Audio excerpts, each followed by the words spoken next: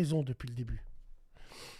Ces crasseuses des fonds de cuve revendent, elles ont toutes les mêmes gueules, qu'elles ne mettent pas les maillots de cette façon-là.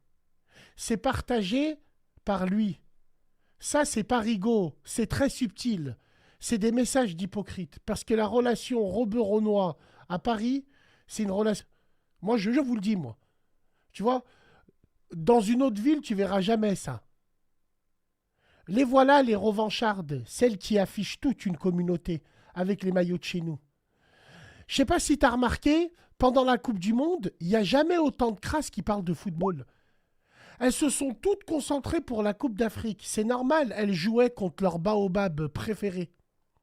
Donc moi, j'ai raison depuis le début.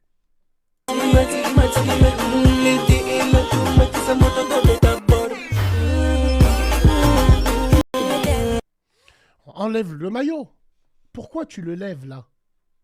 Pourquoi? Il y a des joueurs de foot, quand ils marquent, ils embrassent. Pourquoi tu le mets comme ça? Pourquoi, si t'aimes bien, si t'es africanisé, pourquoi tu mets pas un maillot de la RDC et tu danses? Voilà.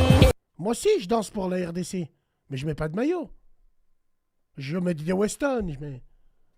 Pourquoi tu danses, tu fais ça? Regarde comme elle bouge. Elle joue sa vie. Ah, machallah.